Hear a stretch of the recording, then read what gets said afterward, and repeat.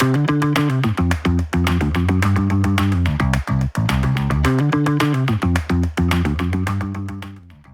Rama. Welcome to Startup Simplified. Thanks for having me. How are you doing, sir? I am good. Very good. Very good. I'm doing pretty good. Thank you. Thank you. To begin with, I would like to tell you that you have a beautiful name. Oh, thank you.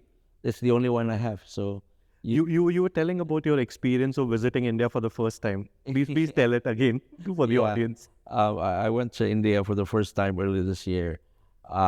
As I was crossing the immigration, the immigration officer saw my name and then looked at my face like, "You don't look like a Rama." I was like, I know, but thank you for lending a very beautiful Indian name that I can use throughout my life. But yeah, I really love it. I went to Sikkim. Oh, nice. It's beautiful. In India. Amazing place. I mean, it's a very hidden kind of a place. Yeah. Not many people know, but the whole northeast of India is really, So good. really beautiful. So good. Beautiful people. Just landscape is just It's breathtaking landscape, right? amazing. I mean, something which is like unseen of. I can't wait to go back there. Nice. Great. So let's kickstart this. I'm very excited because you bring in two different eras of Indonesia's startup ecosystem, right? So I am very interested and very keen on understanding about the previous era more. This era, we're living it, so we have some bit of an idea. So let's just start this with your initial journey. Where did you grow up? So my whole life, I grew up in Jakarta. Oh, so you're a Jakarta boy, proper. I'm a Jakarta homeboy, never leave anywhere else. I love my space. I love my country. I love my village. I come from Central Java in Solo. Beautiful place, lots of mountains, just amazing people. But after I went for school when I was like probably 6 years old, my parents moved to Jakarta and have been living here ever since. Jakarta is lovely. I mean, It's its own thing. It's its own thing. yeah, I feel it has its own life.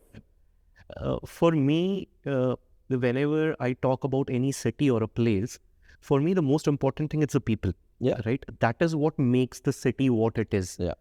Like some cities are soulless, I feel. I mean, it's because the people are maybe in that groove. With Jakarta, the best thing is the smiling nature of people, Yeah. how helpful they are. It's amazing. I've never seen a city like this before. And it doesn't exist anywhere else outside of Absolutely not. Jakarta. Absolutely. It's so gorgeous. It's so diverse, yet it captures the essence of Indonesia. True. Which, it represents Indonesia like a lot of Absolutely. ways. Absolutely. So how does this whole transition of a young Rama happens who starts off as a full stack developer, Correct. right? So you start as a full stack developer and then you move to digital marketing and then you become a founder in an era when this all was not that sexy. Correct. I started way before that. So my dad is a programmer, computer programmer.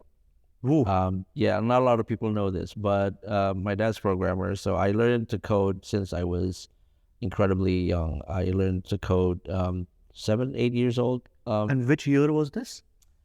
92, 91, 82, around that. How many people in Indonesia were coding at that time? Not a lot, definitely. But my dad was very fortunate because he has access to computers. I would sometime go to his office on the weekend while he was working and got to tinker with. Hey, that's the computer's free. Play some games. But I ended up like I remember I accidentally sent a message across all of the computer network in his office accidentally, and it caused a little bit of a panic. And Would have become a meme now. probably, yeah. But yeah, it was fun. And then when I went to college, of course, that wasn't a hard decision. I wanted to study computer science. My dad was obviously on board with that. When I was about to graduate from college, I get to tinker a lot with computers, with network, with internet, with blogs, which is how kind of Daily Social got started. Sure. So I was I have this blog that I used to talk about whatever I want about the industry, about school, about girlfriend, all that stuff. And we got to kind of create this community of not tech bloggers, just bloggers Sure. across Indonesia. And there's bloggers in Jakarta, bloggers in Jogja, bloggers in other cities in Bandung, and etc. And we got to hang out with all these amazing people that understands technology Sure. better than most people at that time. And those same group of people, besides blogging, some of these people actually own their own internet business. Okay. They have their own website that does something. I remember this one company called Bioscope.com, and he just puts videos online and people watch it. He would put ads, and all these social network apps, like all these amazing apps, put ads on it. All way back in 2010, 8. Before that, 2006, 07, something like that. So, and this is a very tight group of people, and those guys, like maybe 22, 23 years old, Young hustlers, have no problems in life, I would assume, but they're making really good money, obviously, because of the money from advertising. And I was amazed because no one is covering, like, these guys aren't covered by the media at that time. They're not on TV, they're not on magazines, not on newspapers. Like, they're nowhere to be found. So that's how I got the inspiration to kind of start Daily Social, to started to interview these guys, and apparently people like it. So I guess the rest is history. So so my understanding is that Daily Social started more from a interview based philosophy. Correct. That you interview these tech folks who are building these apps and websites and more. Correct. But when you started this, you were already working somewhere, or you started doing this full time? How did that transition happen?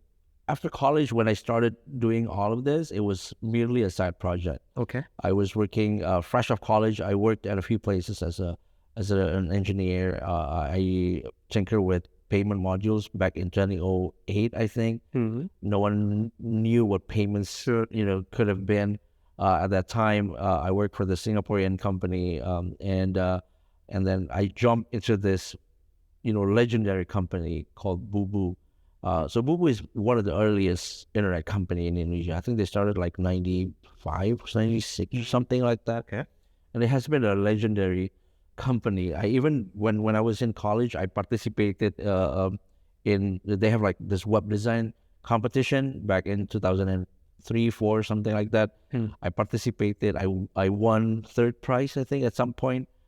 So this Bubu name was always amazed me back then. So when they kind of have the job opening for this new job called social media officers, like, what the hell is that? Right? At that time, it wasn't like everyone knew what social media officers these days, but back then it was quite unheard of. And I got to meet with the founder, the CEO, Ibu Shinta, who has been until today my amazing mentor, and started there while growing Daily Social as well at the same time. And so you were out there doing digital media, digital marketing. Digital marketing. Okay. Correct. So we basically create digital marketing campaigns for corporate clients, for brands mostly. Okay. Okay. So when did this transition happen of focusing full time on Daily Social? So that at what age? Number one. Sure. And which year? What age? I think I was around 20. So I started the company when I was 23, 22, 23. Very early. And then I got funded. My first funding was seed funding when I was 24. Okay. And that's when I decided to go full time. So I resigned from bubu.com. I told Bushin that I'm going to focus on these things. Like, yeah, I mean, how can I? She's really nice. Sure. She was really cool about it as well. She's very supportive, even until today. So full time on Daily Social with the seed money that we got from Back then, they were called Merah Putih Incubator, which is now part of the GDP Venture affiliate, which is the GDP Venture Group. We were the first batch of their digital investments. So yeah, it was really fun. It was really fun. Yeah. I mean, so I'm always very intrigued by founders on the leap of faith they take, the obsession which they have about the product. And I used to wonder if I'll ever be able to do that myself, right? Just to give you some context, right? So unlike you, when I started with Ketitik, I am married. I've got a 9-year-old son, and I'm an expat, right, in Indonesia. Yeah. Right. So there are crazy expenses. So now when I look at the salary which I draw from Ketitik, I paid more tax every month Oh my God. than the salary which I draw, right? So there is definitely this whole financial push which you get, but there is this very weird emotion which keeps pushing me. But I believe that it's same for different entrepreneurs, right? What was that core motivation for you? Because financially, I think you were making better money at Boo. Yeah. Right? Your prospects were better Absolutely. in terms of growth and more. What pushed you? What was that motivation for you? I have this belief in a thing called a founder's curse. Okay. I believe that a founder can see a problem, and inside his or her head, he or she can see the solution. The solution is obviously this way. Why aren't you guys building a solution like this? Right? Even if someone is trying to build a solution, that's not the way. You know, it shouldn't be like that. It should be like this. Whatever it is that is inside his. And it's all in your head, or you were like, No, that's the first thing that gets you like, oh, why are you guys so stupid? It's very obvious because it's only obvious for you. sure. It's not obvious for other people, Sure, right? sure. And of course, that's whatever it is that's inside your head, right? That's probably only 20% of the actual solution required Correct. to solve that problem. You have to go out, meet with people, talk to them, and see if it's the actual full 100% solution. So it's not as simple as that, but what motivates you to, you know what, I'll do it myself. Let me build it. Then I believe that's the founder's curse. Good. And this is different than some other people that I believe, they I mean, it's not fair to categorize all founders into one category. Some people do it for money, which is totally fine. Some people do it for fame, which is totally fine as well. And some people has this curse or the urge to actually come up with a solution that no one. Yours was the urge. You had this very strong urge that you have to do this. Yeah, not as dramatic though, but I feel like, why aren't these people covering all these amazing entrepreneurs? Like, there's obviously going to be more of these people around the next couple of years, right? This whole tech thing it's more than just pirate software and porn. Yes. Bigger than this, it was obvious for me because I've been involved in technology for so long since I was a little boy, and so for me it's an obvious kind of progress. And whether or not people see it that way, I have no idea. I have no way to know what's inside their mind. But for me, it was an obvious career journey. I'm going to work in this sector. Like, I'm not going to be far from a laptop. Like, I don't think I can mentally be more than like 5 meters away from a laptop. I need to have it close with me. Were you not worried about the large players which are there in the market, the large media houses?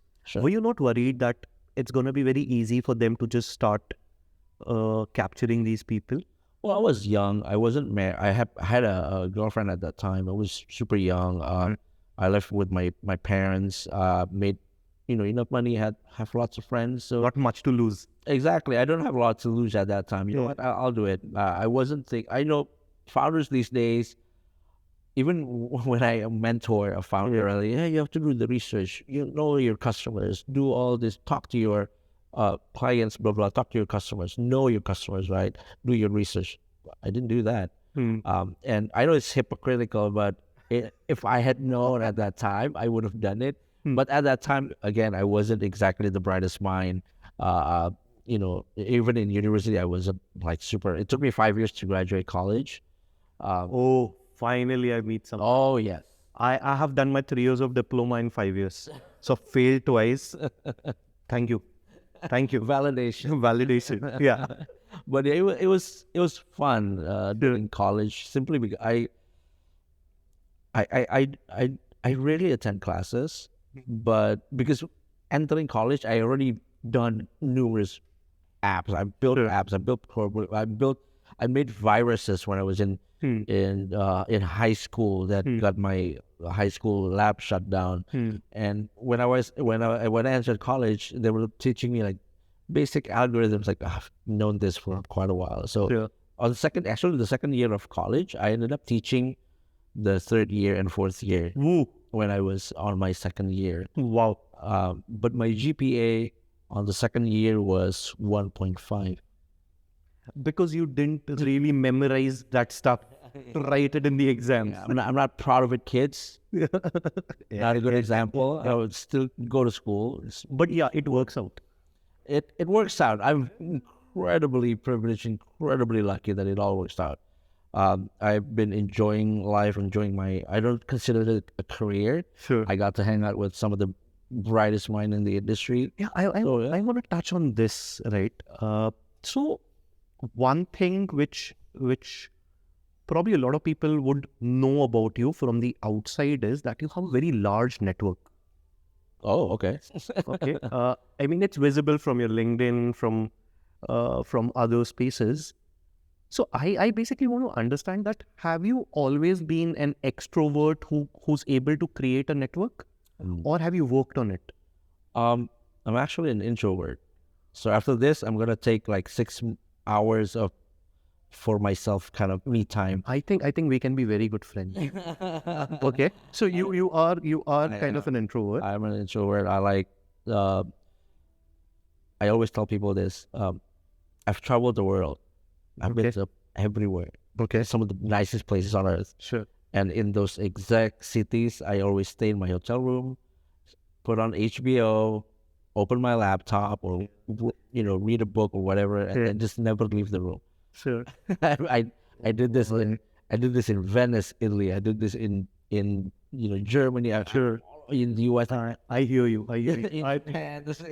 It almost feels like I am talking about myself. I mean, Yeah. it almost feels like the same.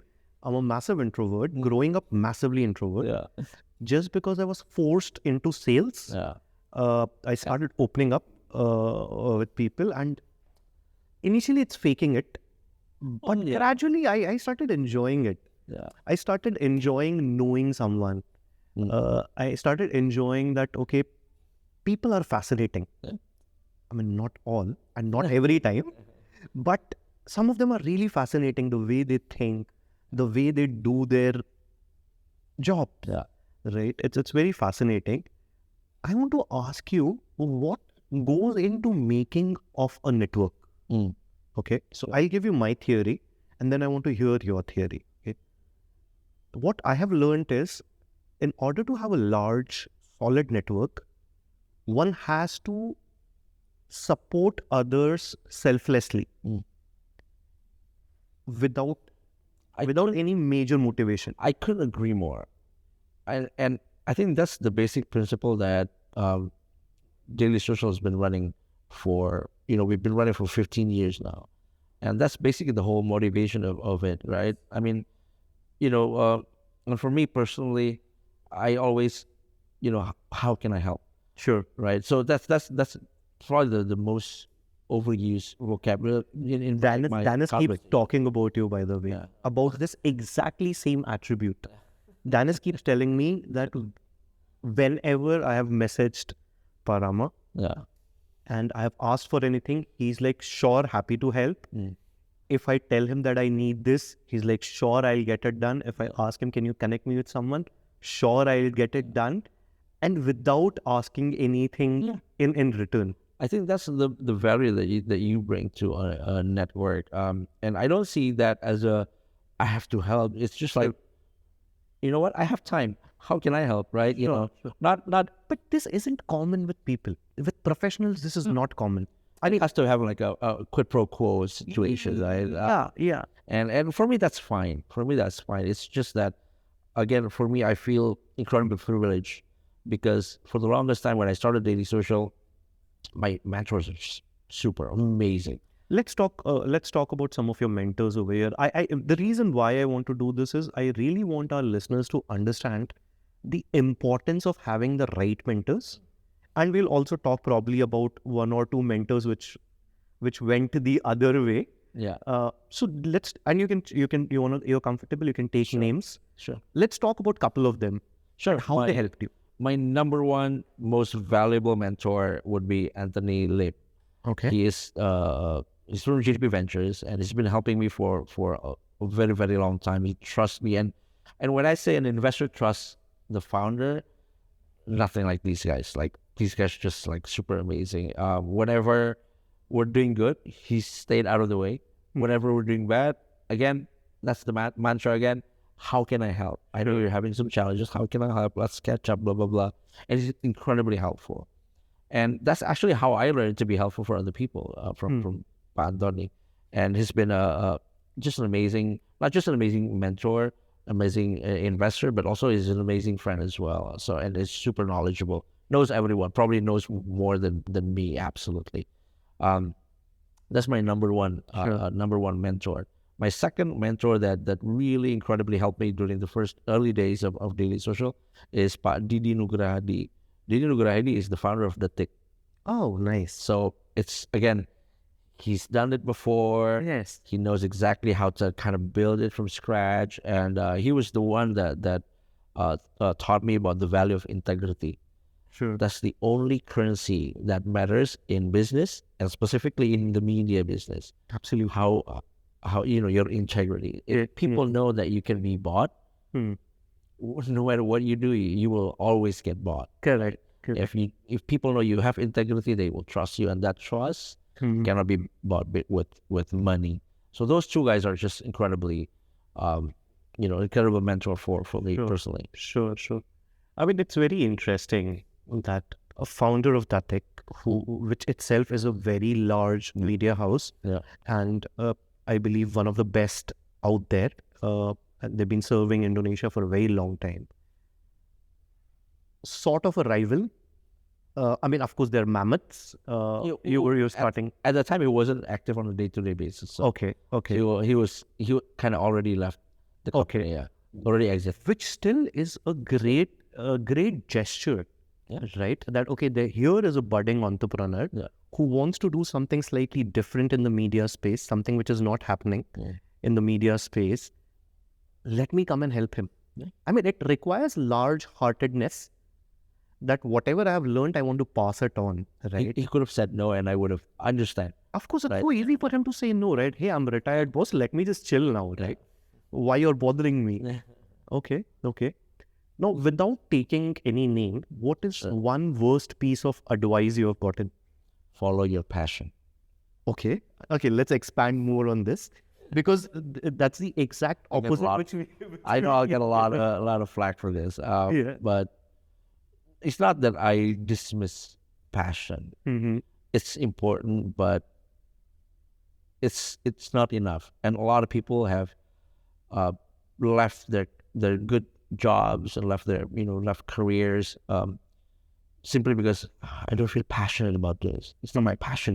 My passion is something else, and then took the wrong turn and just go downhill from there. Passion is important, whatever it is that you do, but it's not the only thing that matters. A lot of people won't care, and honestly, the universe doesn't care about what you're passionate at, right? The universe doesn't care whether you're happy or not. Sure. Say what people say, it's not fair. You know what? The universe doesn't care if it's fair for you or not. True. Well, and I think it's incredibly, in a negative way, privileged. Yeah. Very entitled, right? Yeah. And it's not fair. Like who said it has to be fair? The truth is, we're talking about business. truth is, it will never be fair. It can't be. It cannot Be be. fair.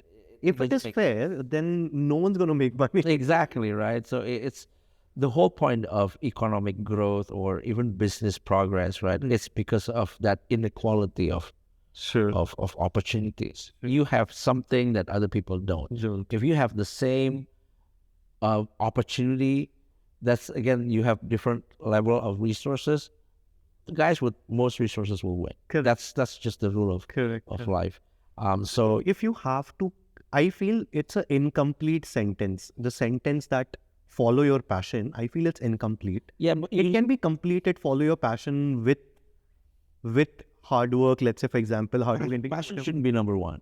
Okay. If you want to follow whatever it is that you do, just deliver your best. That always deliver your best. Not even the best. That is passion.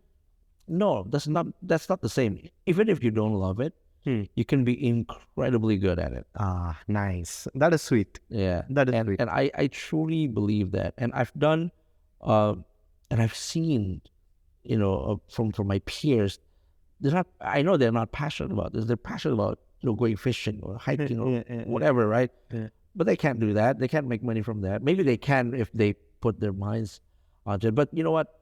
I'm here anyway. Let's make the best out of it, And my dad always said, like, whatever it is that you want to do, make sure you're the best in the world. Perfect. Whatever it is, you want to be a lawyer, be the best lawyer in the world. You want to be a doctor, be the best doctor in the world. You want to be a tech guy, be the best tech guy in the world, right? So whatever it is that you do, at one point he even mentioned, to my mother's anger, if you want to be a thief, be the best thief in the world. My mother was pissed, obviously, but point is, whatever it is that you want to do, be the best, right? Whether you like it or not, that's, when you grow up, you'll have responsibilities. You have kids, you have parents to take care, you have, families to take care, you have employees to take care, and then you're going to leave all of that simply because I lost the fire inside, I don't think it's too privileged, like, it's too entitled to go that direction. That is a fair point. Yeah. Yeah.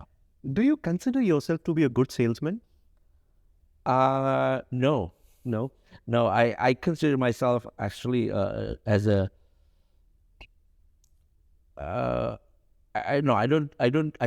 really bad at selling, even selling myself. Okay, so sales has two parts, right? Sure. So one is the hunting part, and then another one is the farming part, right? So hunter is basically someone who basically hunts new clients, sells whatever they are selling, and pushes off. Right. And then there is a farmer theory. A farmer is someone who will basically seed the idea of product or services which they are selling and keep growing that idea, be it through network or whatever, right? Gradually sell it and then still keep farming the account to get more business out of it. Upsell. Right? Upsell, cross-sell, upsell, whatever. I know I'm bad at selling. I've taken on both sides. so many, Okay. I've taken so many courses on, how to sell, how to do, everything. But luckily for me, I think I have value that no one else has, which is why we as a company has been, attracting new clients without actually, going to door and sell stuff. Sure. I'm really bad at it. What I'm good at is crisis management. Super important skill. Super important. And it's, again, non-intentional. I have no intention of learning. I've never learned about crisis management, but somehow, it's someone whenever, and this is not just company. Even when two of my friends fight each other, they would go to me to media. It's like, why do you want to? Why am I don't want to get into this whole mess. But I've mediated so many conflicts and as well as resolve crisis in my personal and professional journey. Is again, I'm not passionate about it. You should, right?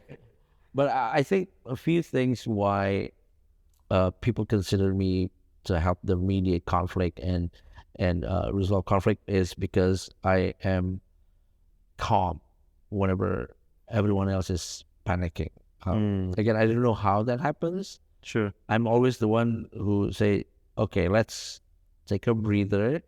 Let's step back. I'm the one who does all of that. And it's not an enjoyable part for me, but But it is actually, pretty the rewarding. end result is enjoyable. Very rewarding. Yeah. Just to, to resolve. I mean, it's always good to resolve things. I've always liked math, so Sure. the end result is like, yes, I got the answers right. That's really cool feeling. Perfect. Let's get a bit nostalgic. I want you to paint a picture for us about the whole tech environment, tech startup environment back in 2008 until we had the likes of Gojeks and Tokopedias taking over the world in Indonesia. Right. What was the environment like back then? Back then, I think most parents would still see internet as a you just want to play games or go to this forum and probably watch porn or whatever, right? So it was never taken seriously as a business. Okay. It was, it's just a hobby thing, right? And most parents see it that way. I think because it wasn't taken as seriously as an industry, as a business at that time, more and more people were working incredibly hard to prove that these a lot of money can be made into the whole internet thing. And one of the first companies who managed to break that barrier was this company called Kaskus. Yes. And one of the largest internet forum in Indonesia at that time, and even now, it's still pretty big. Sure. And at that time, it was filled with basically like Reddit, right? So pure democracy, everyone can say whatever they want. Sure. And they have everything from politics, from hobbies, from again porn, pirate software, anything illegal. It's out there. Until they managed to secure a big project from BCA. Okay. So apparently, before even they closed the project, they secured the project. Which year was this? Sorry. I would probably say 06, 07. Wow. So they managed to clean up, actually. So they remove all the illegal stuff and make it more attractive for brands, of course. I mean, if you want to go like for bank as your client, you don't want it to be associated with all these negative things. So they had maybe 2-3 years of cleaning the brand, cleaning the platform as well. And that worked incredible for those guys. The users are more, for the lack of a better word, civilized in a way. Sure. But it is much cleaner. It's positive as a brand, and they managed to close all these amazing projects from the banks, automotive companies, all these amazing brands. Right? Must have been such a massive task to clean up back then in 2005, 6. Right. I mean, just imagine. I can only imagine it. Yeah. I mean, the Twitters and the Facebooks are still struggling. Yeah. And Anthony Lim was one of the person in that team that cleaned up Kaskus. Wow. Again, my mentor, amazing mentor, and obviously it's a gigantic task. Yeah. But somehow they managed to pull it off, and Kaskus is the first company that kind of takes internet into a whole new level, especially in Indonesia. Actually you can make money off of it, and then more and more companies starting to launch. And then back then there was Tokopedia, Bukalapak. Again, there was still a time where tech is like they probably want to have fun, maybe 3 years, we'll give it maybe max 4 years, right? It wasn't until investors putting hundreds and thousands of dollars into these, new companies, and people start to pay attention. One of the key monumental event was this company called Kopro got acquired by Yahoo, a local social media site. What's the name again? Kopro, Koprol. Okay. I actually just met the founder a few hours ago. Oh, nice. Yeah, we caught up and for the wake. But yeah, that really put Indonesia in the map. Everyone was paying attention. It was like, why is Yahoo, back then a Silicon Valley giant, and Yahoo was a massive name, acquire a company in Southeast Asia in the middle of nowhere? It was just so weird for a lot of people, right? And that basically got the ball rolling. More and more people from Japan came, see what the fuss is all about. China, South Korea, US, Europe, all came to Indonesia. I remember because in those days, like probably 10, 11, 12, lots and lots of foreign interest. A lot of people from all over the world came to Indonesia. I'm here to talk about the internet industry. And at that time, there wasn't a huge bunch of people that you can talk to. Sure. Even the internet penetration was not that high, right? No, back then it was probably like 25, 35%. It wasn't like BlackBerry was still king.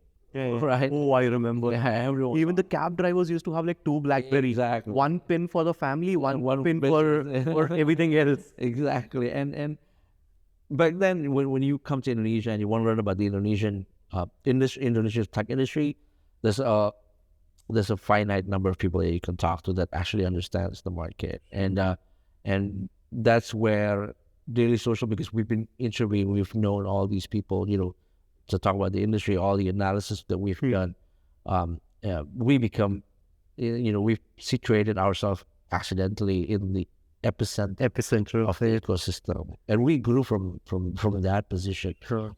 Today. Interesting. I mean, it would have been, it is a classic case of being at the right place at the right time.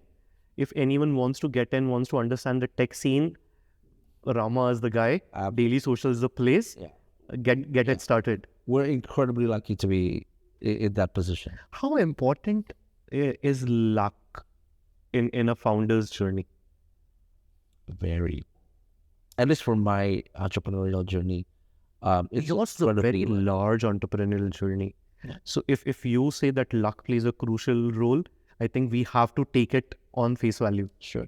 I mean, some people call it luck, some people call it momentum, some people call it perseverance, some people call it something else, but it's that X factor, right? Where you don't know what the world is bringing in the next couple of months. And somehow there's only two ways, right? You either make it or you don't. Correct. It's for some reason unexplainable to science. Yeah. I'm here now. Correct. And people say, if you start putting the chain of events together, at times a lot of it does not make sense. Absolutely. I mean, Web3 is a good example of that. All the charts were, going that. And the gurus out there on LinkedIn, they're taken over my LinkedIn page. Oh yes, I've left Twitter simply because there's too many Web3 and NFT scams on Twitter. Somehow they managed to get into my inbox. There's always this feeling that, am I stupid? Yeah. Am I stupid? Are all these guys correct about it? What's happening? And it totally makes sense, right? When they sell it, and internet was like this back in the day. No one believed it. Correct. A lot of people think it was a scam, which is true. But this is how they sell everything. So they started selling metaverse the same way. Yeah. This is the internet. Yeah. The way internet was in the 90s, this is the new thing. Web3, same thing. Yeah. That this is what internet was in the 90s. Now it's AI. But I have a different feeling on AI. I believe AI has a general purpose. Like anyone and everyone can use it. So it makes sense. It is not for the privileged. The use case is very easy to explain to people. Correct. It's very easy. Productivity can be explained. Yes. You can use it like, how can I use AI? Well, remember when you type in, and Google will kind of complete the sentence for you? That's AI. Correct. Right? Correct. Oh, okay, I understand. No, that's not the same way with metaverse and NFT and a lot of the technology in Web3. Sure. And I'm a big believer in blockchain. Even until today, I'm a big believer in blockchain. Not necessarily NFT, not necessarily crypto, not necessarily DeFi or whatever, right? DeFi, I kind of believe it's the future, but very far future. Sure. But blockchain, I believe the technology itself can bring a lot of value. The core technology, it's absolutely awesome. There are a lot of use cases for large scale projects. I absolutely agree. The next biggest company in blockchain will not have blockchain in the marketing brochure. Sure. Yeah. You wouldn't sell blockchain. Yeah. You solve your problem. That's it. Correct. No one care about the technology behind it. Correct. We used blockchain, sure, but it's not going to be on the. True. It's not gonna a blockchain powered solution. Blah, blah, blah. It's just a solution. I think they sold it too much to the investors. Probably, the blockchain story. Yeah. And my biggest problem was what they built on top of blockchain. I mean, it's like if you've gotten a gold mine, Yes. you better make ornaments out of it. Don't make a sword. Yeah. True. Right? Yeah. Okay. Interesting. Before we move to the next next part of your journey, I would want you to share a few milestones which you as a founder, you feel you have achieved in your daily social journey. So And don't be humble, please. sure, I'll do my best. Sure. The first biggest milestone will be when I secured the seed funding back then. Talk a bit more about this. So it was so I met Anthony Lim and Danny Oy, both from GDP Venture. Both are still active in GDP Ventures until today. Sure. They both have been just amazing, cool guys to hang out with and learn from. We would hang out. We would do some events together. I assume from their part they're just gonna see like, how's this kid gonna manage things? He's gauging. Yes, they're engaging with me. They're engaging my capabilities, my commitment, all that. And I obviously I didn't think any of that at that time. I was just focusing on getting things done.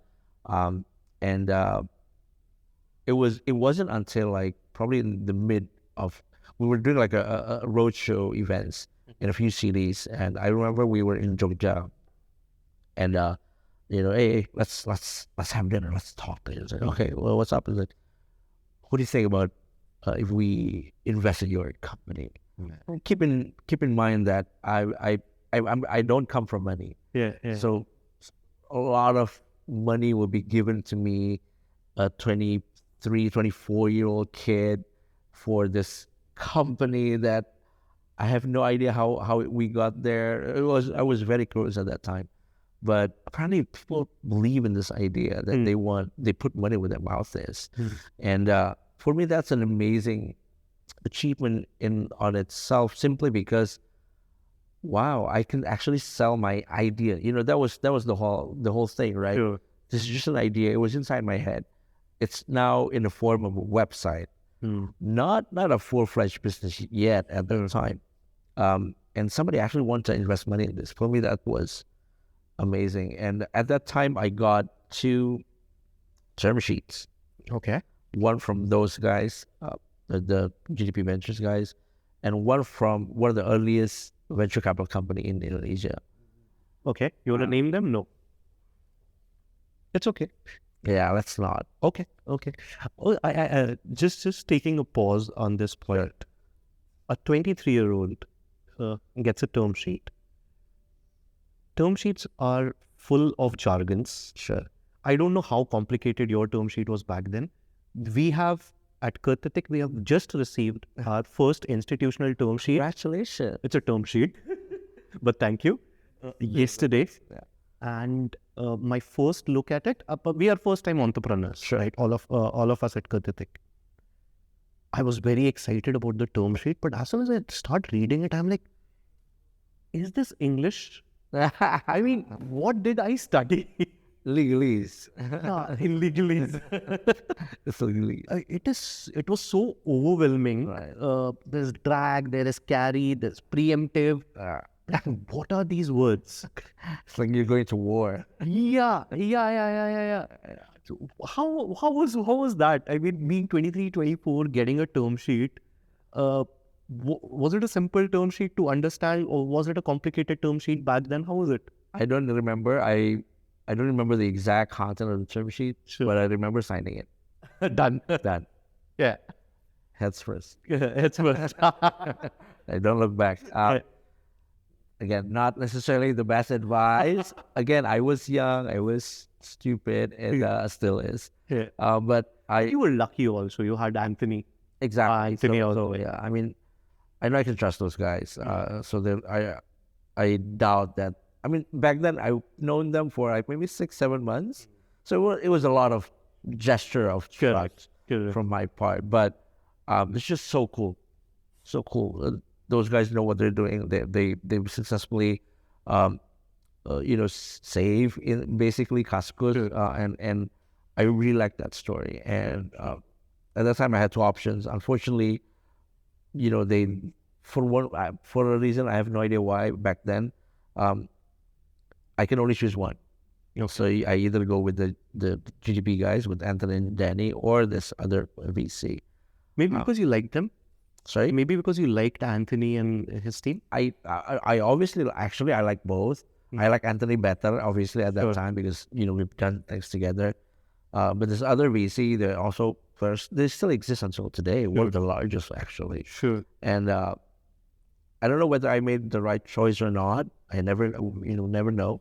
But I went with GDP, with Anthony and Downey, and they've been an integral part of the firm until today. Very nice. So that's the first milestone. Let's talk about the second milestone. The second milestone would be when we cross our first $1 million revenue. That was a long time ago in 2018. So that was when we first crossed $1 million revenue, which was a very, very big deal for a founder. And we were profitable that year. Sure. And we moved to a very nice office in Kemang. In hindsight, it wasn't the best decision. You're profitable, now you're wasting money. Yeah. And again, in hindsight, not the best decision, not my best time as well. But we really did have fun in that huge office. We had pools or all that stuff, super awesome. And what's amazing for me, and when I say the biggest milestone, is that enables the milestone that I'm about to tell you, and that's the true sense of brotherhood and family with the company employees. Sure. And the bond that was the peak season for DailySocial at that time. Oh wow, the team is just so amazing group of people, super talented, super committed, and we had fun as well at the same time. So it really doesn't look like going to work. Yeah.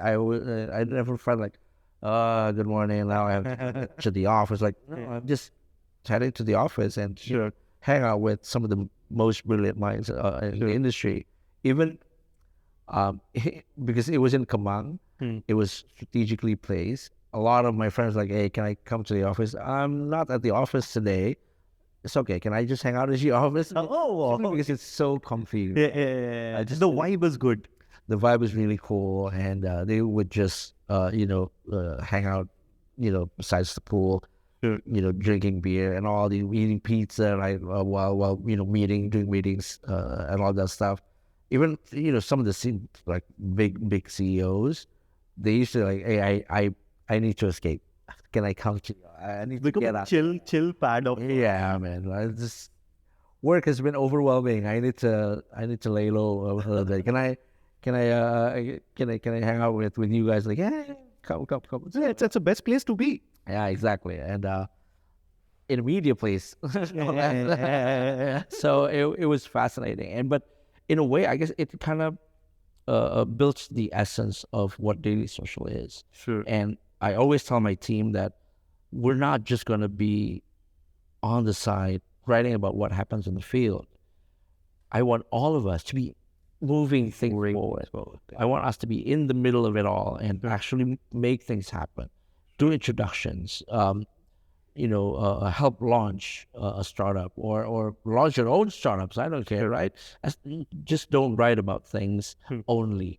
You want to write, but make sure you can learn as well. As a writer, you learn, right? It's a very good school.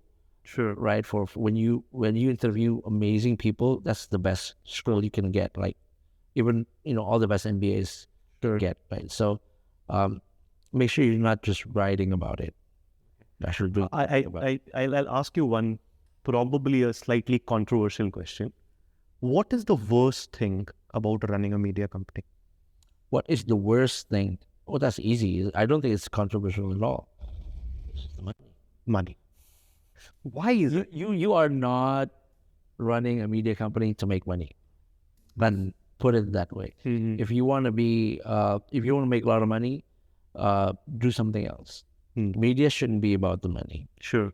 Um, and if you're asking me about, Rupert Murdoch would disagree. Well, media is one of his. Yes. It's not exactly his most Correct. profitable ones, but it gives him access, The visibility. visibility, network, knowledge, all the information goes through him. I think one of the most crucial ones is the ability to make an impact. It's amazing how media can shape people's behavior. Yes, I mean, you can shape futures, you can shape government policies, a lot of things. Technically more. And if you choose to capitalize on that, that's how you're gonna make money. If you choose so. Sure. What are your thoughts on news consumption on social media, and also the rise of different handles? Like, for example, e-commerce, the MERS in Indonesia. There are similarly a lot of other handles all across the world. What are your thoughts on that?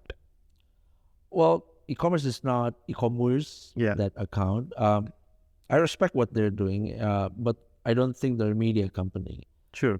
Media should be about transparency, and they don't report on media. They just reshare what other people have said Correct. to them via DM. Correct. I don't consider that media, especially if you're anonymous. Yes. And I think people can enjoy it for whatever reason. They enjoy all those anonymous accounts, and you have to be careful as well, because again, I can send them something bad, and then he or she would republish it Sure. without checking, without validating the news. And the best they can do is this true? And then we have to figure it out. And what's the worst part about it is people don't do that own fact checking. They just say when the account says, "Is this true? Yeah. Is it possible that this news is true or this gossip is true?" They just, it must be yes. This sounds like my mother. My mother says, she tells me something. I'm like, what are you talking about? This is false. Where did you read this? She's like, WhatsApp. Yeah, same. And I think Indonesian people are getting smarter. They don't consume it whole. They take it with a grain of salt. They're now smart enough to see, but it's very enjoyable though. Reading those news accounts, and some say it's actually a whistleblowing account. I don't think so. In a sense it is, but if you have to give a fair chance for the companies in question to actually Respond to it. Whether it's true or false. Correct. And again, I don't know if they've done that or not. I know they're doing the podcast now as well, which is cool.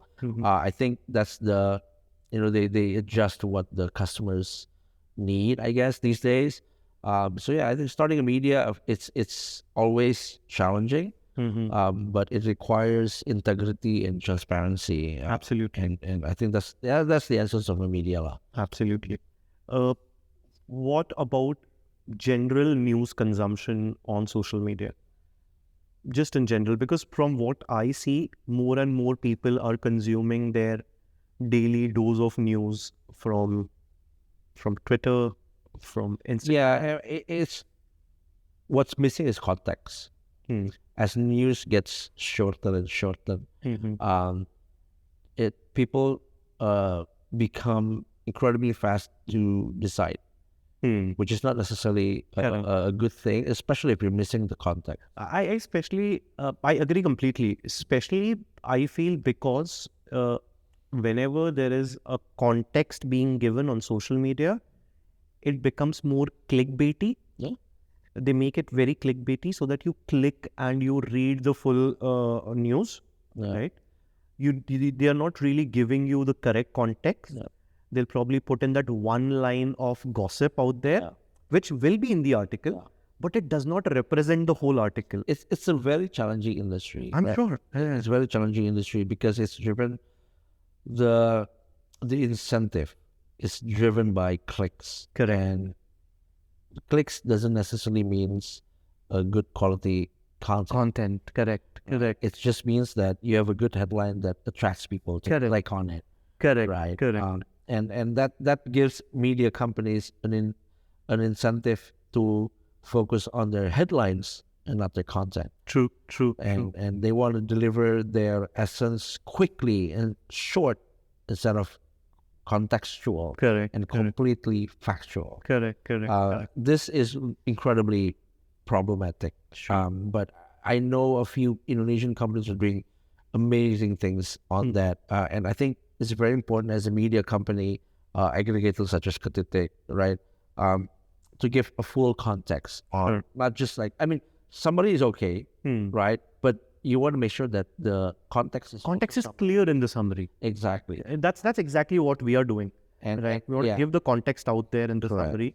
What's companies like Twitter, like TikTok, and a lot of media companies has been misusing these platforms as a news delivery or information delivery platform because they remove the context. Correct. So people don't get the context. They just want the headline. True. What's the takeaway? That's it. What happened? This happened. Okay, that's it. Like they don't know why it happened. They don't know how it actually happened. Right. True. So that can lead to a lot of bad decision making, which is dangerous in the long run. Sure. A lot of companies and a lot of organizations have been trying to fight back in a way to get more and more people to be, to educate them and to make sure that our digital literacy is just as fast as digital inclusivity. And this is a very big problem as well when inclusivity actually becomes number one priority. So people have access, but they don't tell you how to use it. Correctly. So that's a very problem. And I believe that in order for an industry or a society to function properly in terms of digitalization, the inclusivity needs to be equal with the literacy as well. Absolutely. Cannot agree more. Okay. So on the other important part, especially on the news side, we cannot have this podcast and not speak about fake news. Okay.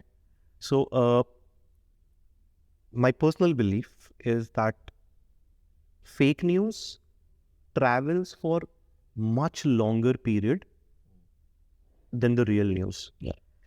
What I believe is that fake news basically goes from one part of society to another part of society. It will probably, let's say, first come to people like you. And after a while, you will figure out that this is fake. Right. But by that time, it will go to one level below. Yeah. Then it will keep going. Probably it will reach the kampungs and it'll stay for a while. Right. Then it will go on to someone else. It just stays there. Yeah.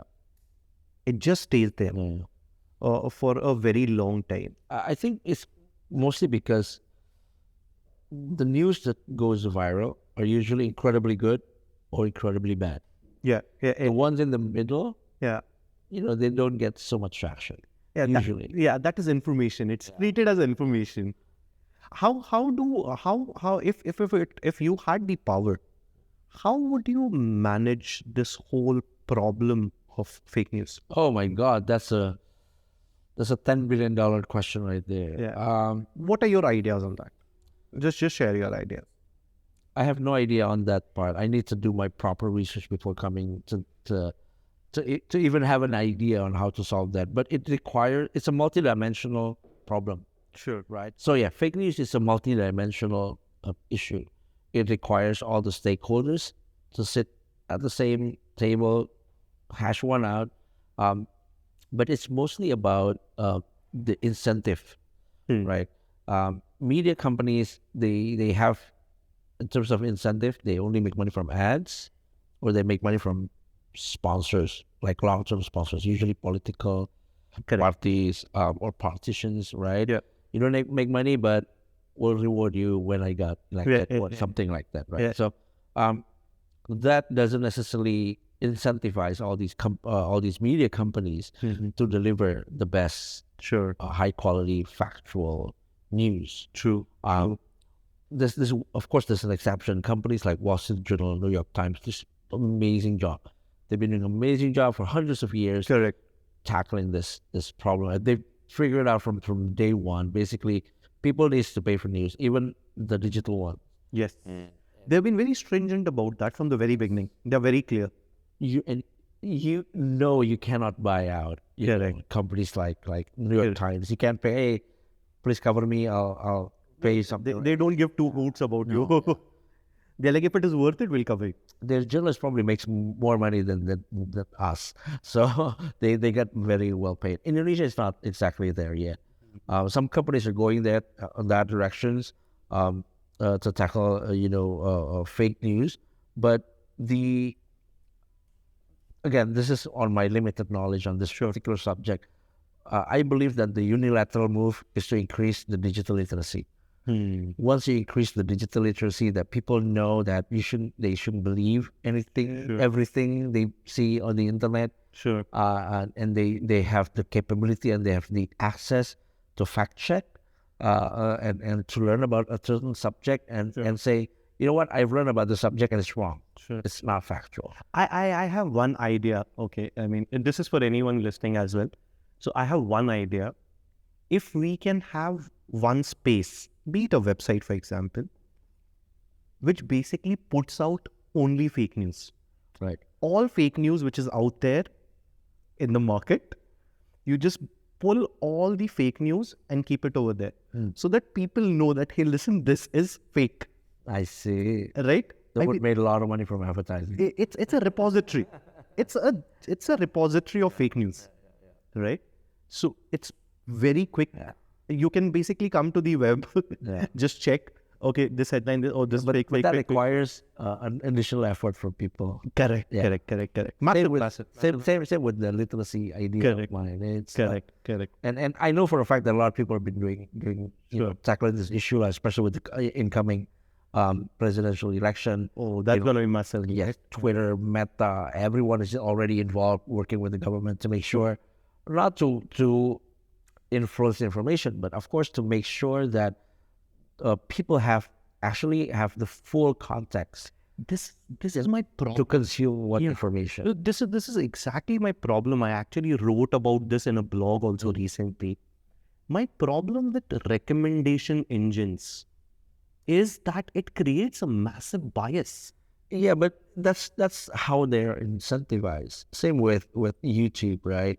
With Instagram, with TikTok. Once they know you like a certain subject, they will do their best to make sure that you continue to consume content that is all fine with music for me. It's all fine with art for me. But when it comes to news, like just to give you an example, let's say I am someone who is right-leaning in my political opinions. The recommendation engine will basically ensure that I get content only about the right wing, and make sure that you ended up in the extreme right. And gradually, I as a human will start feeling that everyone is right wing only. Yeah. Right. And then information bubble. It's a massive information bubble. So I don't have the full context. Plus, the bias is so strong that I'll hate anyone in the left. Yeah. Right. Because I don't know their viewpoints at all. Yeah. I don't know what they stand for. I don't know what their ideas are. So, I mean, I am not informed. I am reading, but I am not informed. Yep. I'm consuming a lot of content, but I'm not informed. Yeah. Right? Yeah. So, I mean, I just don't know how to solve this. Yeah. It's a very big problem. I think not just Indonesian problem. It's a global problem. It's a global problem. So at least at Ketitik, what we have done, and we have made that decision from the very beginning that we will not use a recommendation engine. Yeah. And we produce massive amount of content because it's short form, right? Yeah. It's like every day we are producing close to 500 summaries. It will be very easy to just add a recommendation engine and understand Rama for 1 week. Increase the engagement. Yeah, just increase. But doesn't make sense. Because it will not give you complete context of what is happening in the world. Right? Or what is happening in Indonesia for that matter. This brings me to the next question. My question is about AI in news. What are your thoughts on this? Positives, negatives, both? Well, nothing is all positive and nothing is all negative. So there's definitely a negative side and there's a positive side as well.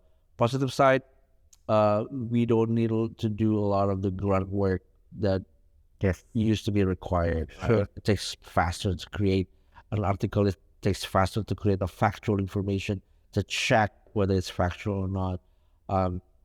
But also, it's very dangerous because it's like we always say in Indonesia, it's like a knife, Yeah. right? It can be used to prevent crime. It can be used to do crime. To the crime. Yeah. So it's a double-sided sword, and it's of course, it has a lot of negative impact. Right? As we've seen, the past couple of weeks, past couple of months, more and more fake information that is packaged incredibly well by AI. Yes. It actually looks factual, which is incredibly makes it incredibly difficult for consumer or people to actually check whether this news is valid or not. To be very honest with you, when I first the article that was spreading it went viral in the U.S. a couple of weeks, Yes. right? And Yeah. I always thought like, wow, it took a while to come up with this. I expected that would come sooner, but apparently it hasn't. It took them a while to kind of get that one big story that turned out to be fake. But there's going to be more and more of this, I believe, and this is a part of the civility in a company. Sure. And civility mandate, I think, is important because as a company, you have basically you have two mandates. One, you have to maximize shareholder value. But what a lot of people, a lot of businessmen tends to forget is it's not just it's not just shareholder, but also stakeholder. Stakeholders. Correct. And you cannot maximize shareholder value sustainably if you forget about your stakeholders. Correct. And this includes your consumer, the society, the earth, the planet that you're living in, right? Yes. This is where the sustainability part, kicks in. You have to make sure that you're not just making money from these people. You have to make sure that these people can continue give you money, give you incentive in the long run, not just 5, 10, 20 years, in the long run, hundreds of years. Yes. When you have 100-year horizon or 100-year vision, like I'm creating this company for my kids, for example, right?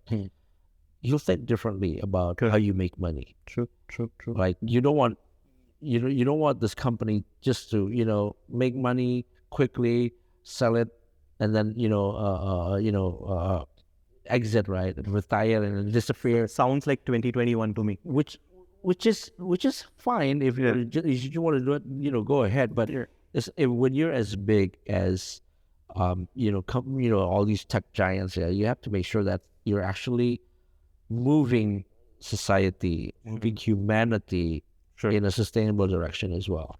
One of my biggest problems with AI in news media is that lot of history is being rewritten using AI. Yeah.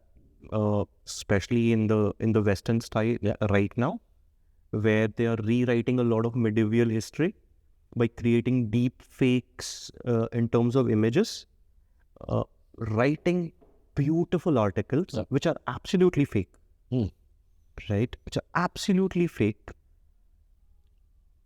Like I'll give you an example, wherein there was an article written that how Hitler was not actually anti-Jew, but it was his subordinates. Right.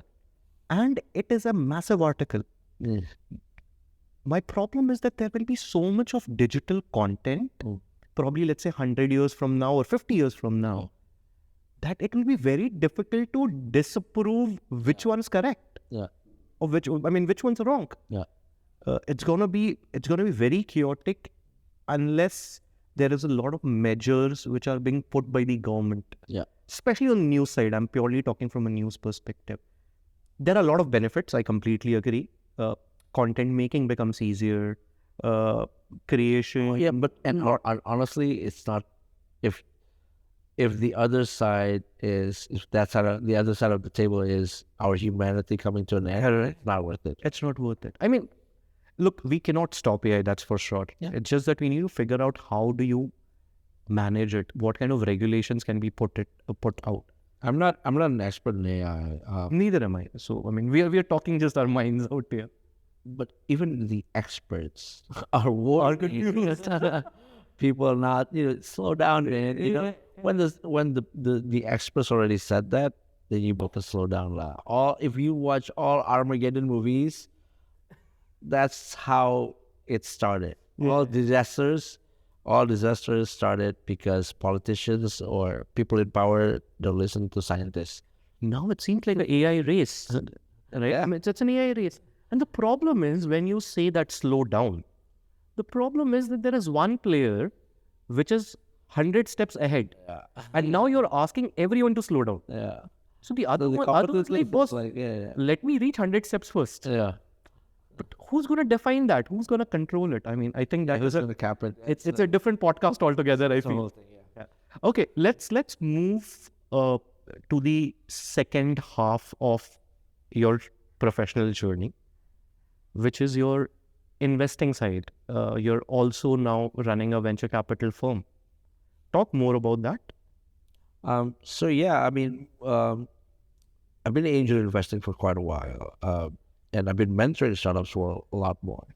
Some of the companies that I mentor, some of the companies that I advise, actually become very, very successful. And You want to name some? Nola, because I'm not on that cap table. So. Okay. Okay, mentor. But now I was like, wow, these guys are so successful. So if I should have put that check. Yeah. No, even some of them are, were giving me like, hey, can I Advisory on the equity. table, 1-2%, blah blah blah. I was like, you know what, it's all good. You guys can come to me whenever whenever you need help, blah blah blah. I'll help out, and I keep helping them out until today. But man, I couldn't got to thinking, you know what, if I have taken Some would have exited, by the way, by now. one actually, yeah, I would have made quite a bit of money on that company. But anyway, so I have that unofficial track record as an angel investor as well.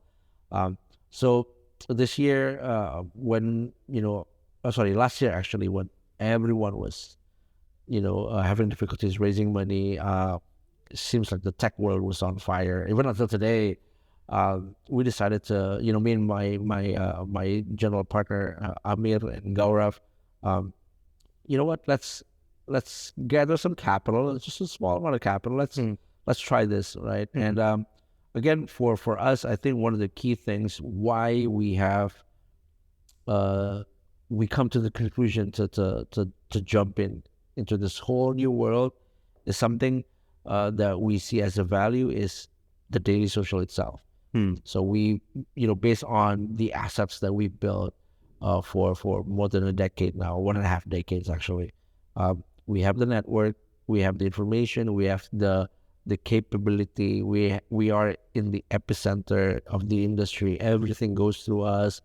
I think this is a perfect value proposition on, now we can do more than just advising. Okay. We can actually get you capital to help you run things smoother, right? And whatever I've done like maybe thousands of intros every year. Sure. Investor A, this is my buddy, founder A, is looking to raise. You guys can meet and chat, blah blah blah, and now you're putting a structure to it. When I do those investor intros, now they would ask me, are you investing in this company? Oh yeah. That's a stamp of approval, at least for my standard. Sure. And again, we're very lucky because that standard actually meant something in this industry, and we're very fortunate to work with some of the best entrepreneurs in the region that trust us as our LP. Sure. And for us, that's the additional value of why we become venture capital. When we say we can help you founders scale, we've done that before. Sure. Yeah, absolutely. Right? So it's for us, I think that founder operator kind of background gives a very good edge to us as a venture firm, but also the network of our LPs. Yeah. They're amazing founders. Some of them are exited already. Some of them IPO'd. I mean, these are the kind of founders the kind of mentors you want, Sure. advising you, right? So I think that's the whole value proposition and the reason why we decided to start DSX Ventures. How do you, I mean, are you sector agnostic, or you focus on particular sectors? So we are sector agnostic, pre-seed or seed only, and we like to call ourselves Indonesia first. Okay. Meaning that we invest in companies that solves Indonesian problem first. Sure. This doesn't necessarily, it's a Indonesia-based company or Indonesian founders necessarily, but as long as it solves Indonesian problem in Indonesia, we're all for it. Okay. And so far, I think we've worked with an amazing group of founders. So far, we've invested in 8 companies. All of them are in B2B space. We kind of open. We invest in B2C as well. Sure. But so far hasn't found a good match for that match. And what kind of ticket size do you operate on? Between 50 to 200K, pre-seed and seed. Okay. So I was reading the other day that you're in process of raising your 15 million correct, our fund. debut fund. Yeah. Okay. How do you plan to use that? Again, just to it is more to distribute more, or you want to like go Series A and what do you have in mind? This fund is really just focusing on early stage funds. Okay. So we don't invest. Of course, we'll invest in a few subsequent rounds for our top performers. Sure. But essentially, it's for us, it's more than just capital. Capital is important. I get it. But now for us, capital is more to make sure that we have skin in the game. Sure. To ensure the founders that we're all for you, man. Help you all go all the way, right? And we've done that before. Sure. Right, and we've helped founders, fundraise and all that stuff. But now we get a bigger skin, in the game because we have money on capital on it as well. And when we say, we'll deliver value, we deliver value simply because we have value to deliver. Rama, can you introduce me to this company? I either know that guy who works at that company, or I know someone who is, right? So, or I know someone who knows someone at that company, right? So, again, we're incredibly lucky because we have that vast network of people in the tech industry, in corporate companies, in MNCs, in government agencies and regulators and policymakers as well. So again, that's the value of our fund. It's, again, for us, capital. We can only invest 50K, maybe 200K, but what we can deliver is, as an investor, you should deliver more than that. I mean, I can't agree more on this. Since we've been fundraising at Ketitik as well, and we are all first-time founders, right? Mostly it's been angels, and the way I'm trying to generalize it a bit, but what we personally believe is that, especially at this earlier round, there has to be intangible benefits, be it in terms of tech guidance, product guidance, marketing guidance, overall market understanding, support, or just be out there if I want to have a drink, because it can be very lonely. It can be. You can have co-founders. You can have co-founders that still can be lonely, right? You need that external ear which is gonna listen to you cry, and at the end probably give you guidance, or just probably tell you that, hey, it's gonna be okay. Right? I mean, just chin up, go, just go get it done. I can agree more. And I think that's one thing that, as an entrepreneur, that's how I feel. And I have this amazing group of people. I don't know what I did in my previous life to deserve just to be in the same WhatsApp group and to discuss and to hang out with this group of people. All amazing tech entrepreneur. Everyone is in tech, but it's just amazing, right? And unfortunately, we lost 2 of them this year. So it's been very big blow. Yeah, which is why I'm dressed in black. I just came from, one of our colleague actually passed away. But this group of people, they're all entrepreneurs. They're all founders. They're either founders, entrepreneurs, investors, whatever, right? But they've done that before. They've done all of this before, and so to be able to share with them all the things I can't share with my team, my co-founder, all these things, it's just an amazing relief, amazingly, an open experience for a lot of founders. And I always encourage founders, get you one of those. Get a small network of people that just, hey, let's hang out, and talk about things that you can't talk with, your partners, with your team, with your investors, right? Because being an entrepreneur, being a CEO, being a founder is incredibly hard. No one should experience this by choice. I'm just starting, please. No, it's truth. But again, at the end of the day, it's worth it, which is what matters, right? I really hope so. Yeah, absolutely, man. It's incredible, and it gets tougher, but the reward will get bigger as well. Sure. I think it's. I personally have a feeling that it will be more about the journey. I mean, the reward, of course, there can be one end reward, but if the journey itself is rewarding, Exactly. the adrenaline is out there, and you keep getting that satisfaction. I think that's more than enough. It is a painful journey, but you know what? I got to hang out with my friends. I got to hang out with some of the brightest minds. Sure. I can learn from these people, and I can talk with them. I can have drinks with them. I can share my stories with them, and they can share their stories with me. You know what? It's worth it. So perfect. I think we are towards the end of the podcast itself. Do you think there's any question which you wanted to answer and I have not asked? Anything which you want to share with the audience? All good? All good. How was your experience with us? Amazing. I haven't talked about a lot of things, for a while. But yeah, always happy to do all these kind of things to share with people. Perfect, Chief. Thank you so much for joining us on this podcast. Yes, guys. And hoping to see you and bringing you again sometime over here. Looking forward. Thank you, Chief. Thank you. Bye.